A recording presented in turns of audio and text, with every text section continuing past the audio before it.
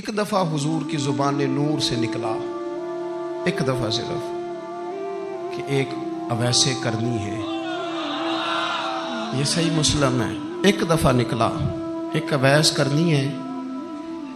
کرن کی شاخ ہے مراد، اس شاخ سے تعلق رکھتے ہیں، باپ کا نام عامر ہے، اویس بن عامر کہلاتے ہیں، برس کے نشان تھے۔ یہ دیکھو یہ ساری نشانیاں حضور نے بتائیں۔ کتنی جگہ آپ نے سنا ہے حضور نے دیکھا نہیں انہیں؟ او یارو کوئی ضروری تو نہیں نا کہ کوئی ظاہری طور پر ملے تو تب بھی پتہ چلتا ہے۔ محبوب کو پتہ ہے کون کہاں کہاں بیٹھ کے روتا ہے۔ لب واں ہیں، آنکھیں بند ہیں، پھیلی ہیں جھولیاں، کتنی مزے کی بھیک تیرے پاک در کی، کتنی مزے کی بھیک ماہ مدینہ اپنی تجلی عطا کرے۔ یہ ڈھلتی چاندنی تو پہر دو پہر کی، او دیکھو نا روزے دے دوالے نے غلامہ دیا ٹولیاں، وہ ایک پہ سن دے کروڑاں دیاں بولیاں، اور بڑی امید ہے، بڑی امید ہے سرکار قدموں میں بلائیں گے۔ کرم کی جب نظر ہوگی مدینے ہم بھی جائیں گے، اور اگر جانا مدینے میں ہوا ہم غم کے ماروں کا تو مکینے گنبد خضرا کو حال دل سنائیں گے۔ ایک دفعہ حضور نے فرمایا عمر، ایک اویس بن عامر نام کا شخص ہے، کرن کا ہے، مراد ایک شاخ ہے قبیلے کی، اس سے تعلق رکھتا ہے، ماں کا بڑا فرما بردار ہے۔ یہ دیکھیں حضور غلاموں کی نشانیاں بتا رہے ہیں، غلاموں کی، بے خبر ہو جو غلاموں سے وہ آقا کیا ہے، اور بندہ مٹ جائے نہ آقا پہ تو وہ بندہ کیا ہے۔ فرمایا برس کے نشان ہے چہرے پہ، برس ہوا تھا وہ ٹھیک ہو گیا، درہم کے مطابق نشان ہوگا، ماں کا فرما بردار ہے۔ اور حضور نے فرمایا عمر، اس بندے کی شان اتنی ہے کہ وہ اگر اللہ کو کوئی قسم دے دے تو رب پوری کر دیتا ہے۔ فرمایا اگر عمر تیری ملاقات ہو گئی نا تو اسے اپنے لیے دعا کرا لینا۔ بس طے کر لیا حضرت عمر نے، جو بندہ بھی یمن سے آئے عمر پوچھے اویس کو جانتے ہو، اویس کو جانتے ہو، جو بھی ملے نا حضرت عمر پوچھے اویس کو جانتے ہو۔ ایک وقت وہ آ گیا کہ حضرت اویس خود ہی آ گئے، حضرت عمر کی ملاقات ہو گئی۔ اب ذرا دیکھنا نشانیاں بتا رہے، کہنے لگے آپ کا نام اویس بن عامر ہے، مراد کی شاخ سے ہیں، یہ چہرے پر نشان ہے، ماں کے فرما بردار ہیں۔ کہاں؟ کہنے لگے اٹھاؤ پھر ہاتھ میرے لیے دعا کرو۔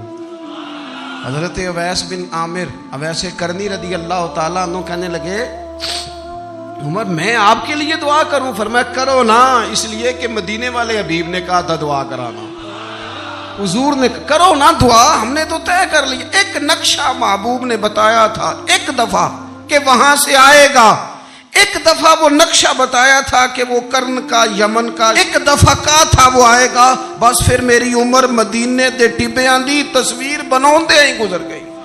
ساری زندگی پوچھا اویس تو نہیں نام، پھر وہ مل گئے تو کہا دعا کرو، دعا کرائی۔ پھر حضرت فاروق اعظم رضی اللہ تعالیٰ عنہ حضرت اویس کرنی سے کہنے لگے آپ کہاں جانے کا ارادہ رکھتے ہیں؟ یہ سارا کچھ صحیح حدیث میں موجود ہے۔ تو حضرت اویس کرنی کہنے لگے میں کوفے جانے کا ارادہ رکھتا ہوں۔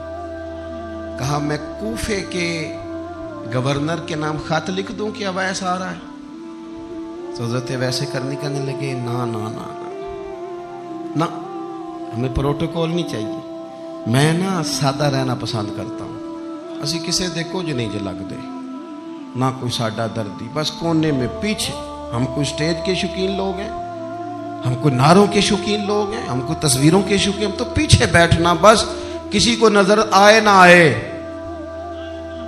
عمر نے تو خود بتا دیا نا کہ مدینے والے کی نظر میں ہیں آپ نظر میں ہیں، مختصر سی میری کہانی ہے، یہ جو بھی ہے ان کی مہربانی ہے، جب ان کی نظر میں ہے تو پھر کیمرے کی نظر میں آئیں چاہے۔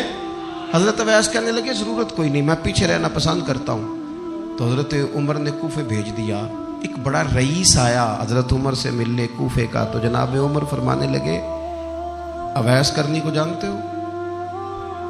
کہ حضور جانتا تو ہوں، اویس بن عامر کو جانتا تو ہوں، حضرت اویس بن عامر کو، لیکن وہ تو پیچھے پیچھے رہتے ہیں، گھر بھی ان کا سادہ، حالات بھی زیادہ وسعت والے نہیں۔ حضرت عمر کہنے لگے تمہیں بندے کی شان کا نہیں پتا۔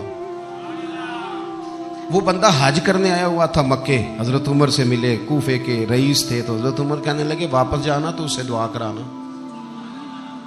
یہ رئیس واپس گئے، حضرت اویس سے ملاقات ہوئی رضی اللہ تعالیٰ عنہ، تو کہنے لگے میرے لیے دعا کریں۔ وہ کہنے لگے آپ حج کر کے آئے ہیں، آپ دعا کریں۔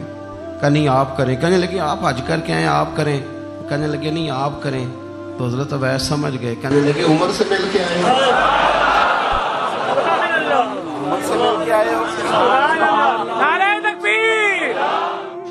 حضرت حرم بن حیان رحمت اللہ تعالی علیہ فرماتے ہیں میں حضرت اویس کرنی کو ڈھونڈنے چل پڑا۔ ڈھونڈنے بھی اسے نکلا جسے کسی نے نہیں ڈھونڈا اور جو کبھی کسی کو نہیں ملے، حضرت اویس کرنی۔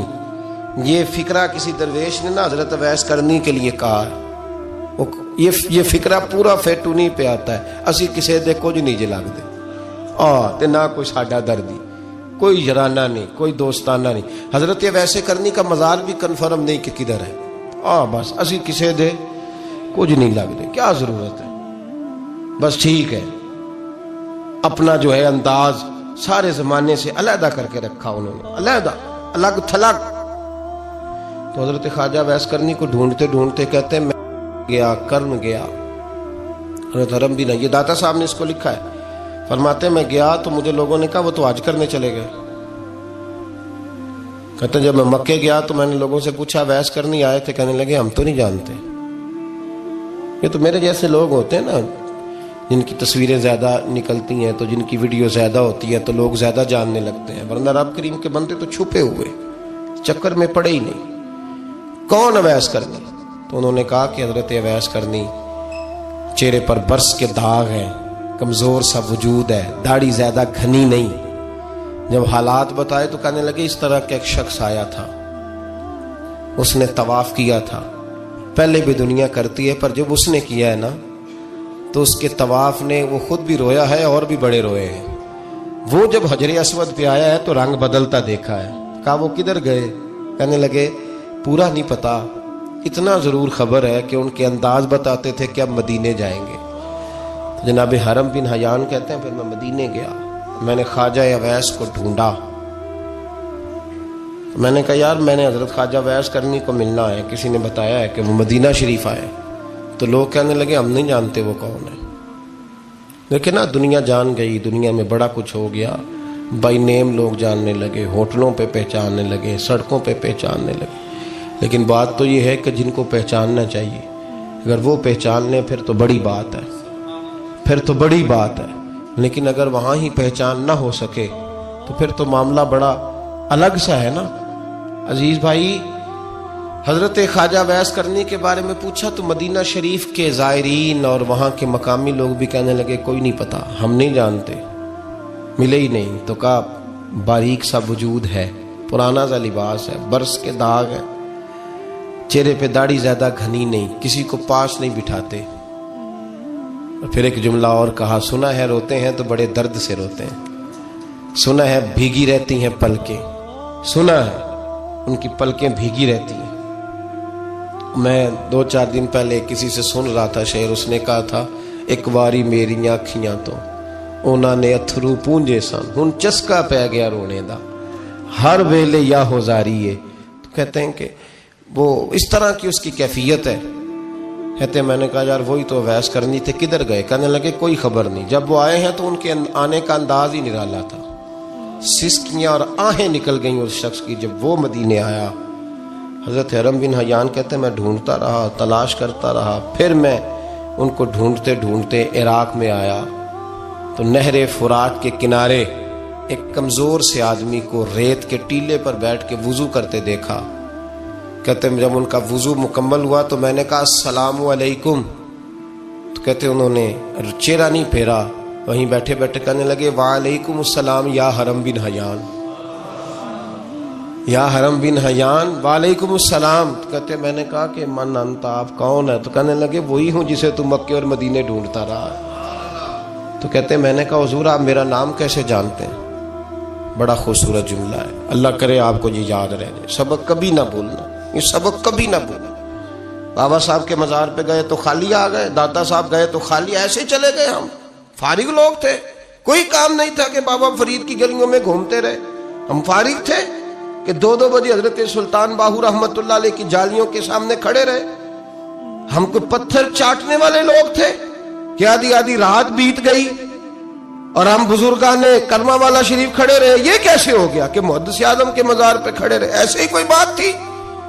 حضرت ویسے کرنی بول کر فرمانے لگے، کہنے لگے کیا کہا تو نے کہ میں تجھے کیسے جانتا ہوں؟ فرمانے لگے تو مجھ سے پیار کرتا ہے. عارف تو روحی من روحی کا، میری روح تیری روح کی جاننے والی ہے. یہ روحوں کا رشتہ ہے، یہ خطا نہیں جایا کرتا. عارف تو روحی من روحی کا، میری روح تیری روح کو جانتی ہے. یہ کیسے ہو گیا؟ کوئی ایسے لوگ تھے تو اتنی جگہ مجھے تلاش کر آیا اور میں تجھے جانوں نہ؟ یہ کیسے ہو سکتا ہے؟ یہ کیسے ممکن ہے؟ تو ڈھونڈتا رہا گلی گلی اور میں کہوں کہ میں تجھے جانتا نہیں. فرمایا حرم بھی نہ جان میں، ہاں میں دعا کرتا ہوں اللہ کی بارگاہ میں کہ رب کریم مجھے اور تجھے جنت میں اکٹھا کر دے. کہتے ہیں جب انہوں نے یہ دعا کی تو وہ چل پڑے. میں نے کہا حضور کہاں جا رہے ہیں؟ فرمانے لگے میرا پیچھا نہ کرنا، میں کسی اور منزل کا مسافر ہوں، اور جس رستے میں چل رہا ہوں نا ان منزلوں پہ ساتھ نہیں کسی کو لیا جاتا. یہ میری اپنی ذاتی منزل ہے، اس میں پاؤں پہ چھالے ذرا سخت ہوتے ہیں. ہر آدمی کا کام نہیں یہاں چلنا، تو مجھے تنہا رہنے دے اور مجھے اپنی مرضی سے چلنے دے. کہتے میں نے منت کی تو کہنے لگے بس تو نے جد و جہد بڑی کی تھی تو تیرے ساتھ ملاقات کر لی، تجھے پہچان لیا، تیرے ساتھ بات کر لی، ورنہ میں کہہ چکا ہوں اسی کسے دے کچھ نہیں لگ دے. اسی لیے میں نے حضرت غالباً امام شورانی رحمت اللہ علیہ کے حوالے سے پڑھا ہے کہ قیامت کے دن جب حضرت ویسے کرنی جنت میں جائیں گے تو ممکن ہے اس وقت بھی لوگوں کو دیدار نہ کرایا جائے، بلکہ امام شورانی کہتے ہیں اللہ 70,000 فرشتے ان کی شکل کے پیدا فرمائے گا اور ان کے جھرمٹ کے اندر چھپا کے انہیں جنت میں داخل کرے گا. ملاقات کس سے ہوگی؟ صرف انہی سے ہوگی جن کے لیے انہوں نے زندگی گزار دی. یا خدا سے ملیں گے یا مصطفیٰ کریم سے ملیں گے. یہ بھی لوگ تو محبت کریں، صالحین کا پیار، نیک لوگوں کی محبت، صالحین کی محبت رستہ آسان کرتی. کوئی شک نہیں کہ زمانے میں سارے لوگ اچھے نہیں ہوتے، برے لوگ بھی آئے ہیں مارکیٹ میں، ہوتے ہیں، لیکن 2 4 5 10 بروں کو لے کر کے اچھوں کی محبت چھوڑ دیں گے، نیک لوگوں کا ذکر چھوڑ دیں گے، ان کا پیار چھوڑ دیں گے، ان کا تذکرہ پڑھنا چھوڑ دیں گے، ان کے پاس بیٹھنا چھوڑ دیں گے. گزشتہ دور میں جو بادشاہ بھی نیک ہوئے نا وہ بھی صالحین کی محبت کی وجہ سے نیک ہوئے. اورنگزیب عالمگیر اگر کچھ بہتر ہوئے تو اس لیے کہ ملا جیون نیک آدمی سے محبت کرتے تھے. محمود غزنوی کی بہتری کا سبب یہ تھا کہ حضرت سیدنا ابو الحسن خرقانی کے پاس جایا کرتے تھے. صالحین کی محبت نے بادشاہوں کے رخ بدلے، بادشاہوں کے. ان لوگوں کو پیار تھا تو حالات جہانگیر بادشاہ جایا کرتا تھا خواجہ اجمیر کے آستانے پر، تو لوگ کہتے ہیں کہ بڑے سخت دنوں میں بھی ہم اس کی آنکھوں میں آنسو دیکھا کرتے تھے. درد والی جگہ پہ جاتے تھے نا لوگ تو درد مند ہو جاتے. اس لیے صالحین کا پیار کبھی نہ چھوڑے، کبھی نہ چھوڑے. میرے بھائی کپڑوں پہ مٹی پڑ جائے نا تو کپڑے دھوئے جاتے ہیں، اتار کے پھینکے نہیں جاتے. چیزیں غلط ہو جائیں تو گرد جھاڑی جاتی ہے. اس نظام کو چھوڑا. صالحین کا پیار کبھی نہ چھوڑنا، کبھی نہ چھوڑنا. رب کریم کے بندوں کی محبت اللہ تبارک و تعالیٰ کے قریب کرے گی آپ کو. اللہ کے بندوں کی محبت آپ کے اندر جلوے پیدا کرے. اور اگر آپ ان کو پڑھیں گے، میں جب پاک پتن شریف جاتا ہوں یا کسی مزار پر میں کھڑا ہوتا ہوں نا تو وہ جو حالات پڑے ہوتے ہیں نا ان بزرگوں کے وہ سامنے آتے ہیں کہ یہاں خواجہ نظام الدین محبوب الہی تشریف لائے. دیکھیں نا اگر کوئی بندہ سوچے تو ہو سکتا ہے کہ اس کا کلیجہ پھٹنے کو آئے. جب خواجہ نظام الدین صاحب کہتے ہیں کہ جو باب جنت ہے نا بابا فرید صاحب کا، کہتے ہیں ایسی باب جنت نہیں. فرماتے ہیں جب بابا صاحب کا وصال ہوا تو بابا صاحب وہیں لیٹے ہوئے تھے جہاں آج ان کی مزار ہے، اور ان کے سرانے بالکل جس جگہ کو لوگ باب جنت کہتے ہیں وہاں میں نے رسول پاک کو کھڑے ہوئے دیکھا ہے. اب کوئی آدمی حضور کی خوشبو محسوس، اس کا ایک ارادہ بن گیا نا کہ یہاں حضور کھڑے تھے، اس پر کیفیت کیا طاری ہوگی، اس پر انداز کیا ہوگا، اس پر وارد کیا ہوگا، وہ کہاں پہنچ جائے گا 1-2 منٹ کے اندر. تو یہ تو اس وقت ہے جب اس کے محسوسات ہوں گے، جب وہ نظریاتی طور پر اس بات سے متفق ہوگا، جب وہ خوشبو محسوس کرنے کی صلاحیت رکھتا ہوگا۔ ایک بات عذرائے محبت ہے، کہہ دیتا ہوں کیونکہ سوالات ہوتے رہتے، کہہ دیتا ہوں۔ اعلیٰ حضرت کے ایک مرید تھے مولانا حشمت علی خان صاحب رحمۃ اللہ، بڑے تگڑے آدمی، جن لوگوں کی پوزیشن بڑی سخت فاضل لوگ ہوتے ہیں نا، اور حاضر جواب 1 منٹ سے پہلے پاک پتن شریف گئے تو باب جنت سے گزر کے آئے۔ باب جنت سے کسی ہمارے عالم نے نہیں لکھا کہ جب وہاں سے گزر گیا اب توبہ نہ کرے اور کوئی اچھا عمل نہ کرے تو جنت میں جائے گا، بس یہ کہا کہ ایک دروازہ ہے جہاں خواجہ نظام نے حضور علیہ السلام کو کھڑے دیکھا، گزر جائے کوئی تو الحمدللہ اس کے لیے ایک برکت ہے۔ لیکن کسی شخص نے یہ نہیں کہا کہ اب وہاں سے نکل کے آ جائے اور معاذ اللہ جھوٹ بولے، جو مرضی کرے اور کہ میں جنتی ہو گیا، یہ معنی کسی بندے نے بھی بیان نہیں کیا۔ ہاں وہاں سے گزر کے آئے، سچی توبہ کرے، بعد میں اپنے اعمال پہ محنت کرے، اللہ اسے برکت عطا کرے گا۔ فرماتے میں پاک پتن شریف سے ہو کے آیا، رش بڑا تھا، اس کے ایام تھے، تو باب جنت سے گزر کے آیا تو میں بس کی چھت پہ بیٹھ گیا، کچھ اور لوگ بھی تھے، تو ان میں سے کچھ ایسے صاحبان بھی تھے جن کو بیماری ہوتی ہے چھیڑ کے رکھنے کی، کوئی نہ کوئی بات کیے رہتے ہیں، یہ ہو گیا تو وہ ہو گیا، کہتے ہیں انہوں نے بات چھیڑ دی، مولانا کہاں سے آ رہے ہو؟ تو میں نے کہا پاک پتن شریف۔ تو کہنے لگے کہ آپ وہ بہشتی دروازہ جس کو کہتے ہیں باب جنت، وہاں سے بھی گزرے ہیں؟ کہنے لگے الحمدللہ، لائن تو بڑی لمبی تھی پر موقع مل ہی گیا ہے، گزر گیا ہوں وہاں سے۔ تو کہتے ہیں مجھے سونگنے لگ گئے، کہنے لگے پھر تو آپ جنتی ہو گئے ہوں گے، پر آپ کے پاس سے جنت کی خوشبو نہیں آ رہی۔ تنزیہ انہوں نے کہا، تنزیہ۔ تو کہتے ہیں انہوں نے طنز کیا تو مجھے بھی حق حاصل تھا، جواب در جواب کی تو اجازت ہونی چاہیے نا۔ میں نے کہا مولانا آپ کیوں سونگ رہے ہیں؟ کہنے لگے میں نے حدیث پاک میں پڑھا ہے کہ جنتی 500 سال بھی دور ہوگا تو اس کے پاس سے خوشبو آئے گی، یعنی 500 سال لگیں گے ابھی اس تک تو پھر بھی جنت کی خوشبو آئے گی، تو آپ سے تو کوئی نہیں آ رہی۔ کہتے ہیں میں نے ان سے کہا آپ نے ایک حدیث پڑھی ہے، اگلی بھی پڑھ لینی تھی، حضور نے فرمایا جہنمی کو جنت کی خوشبو کوئی نہیں آئے گی، یہ نہیں پڑھی آپ نے حدیث، یہ نہیں نظر سے گزری؟ تو کہتے ہیں اب وہ مولانا مجھ سے معذرت کرنے لگے، کہنے لگے یار آپ تو ناراض ہی ہو گئے۔ تو میں نے کہا بھی آپ نے کیوں چھیڑی بات؟ میں نے آپ سے کوئی ڈسکس کیا؟ آپ نے پوچھا کہاں سے، آپ پھر آپ ہی نے کہہ دیا کہ وہاں سے گزرے کہ نہیں جنتی دروازے سے، اور پھر آپ نے ہی اعتراض کر دیا، تو پھر ہمیں اتنا تو حق حاصل ہے نا، ہم آہ بھی کرتے ہیں تو ہو جاتے ہیں بدنام، اور تم قتل بھی کر دو تو چرچا نہیں ہوتا، ہمیں بھی تو حق حاصل ہے نا، اتنا تو جواب در جواب ہم دے سکتے ہیں۔ تو بھائی اس لیے صالحین کی محبت کبھی نہ چھوڑیں، اللہ کے بندوں کا پیار کبھی نہ چھوڑیں، کسی بزرگ کا ذکر ہو، کسی صحابی کی بات ہو، اہل بیت حتیٰ کہ انبیاء کرام علیہ السلام، اللہ کے انبیاء کی محبت، ان کی تعظیم، ان کا اکرام اپنے دل میں بٹھائیں، اس کو جگہ دیں۔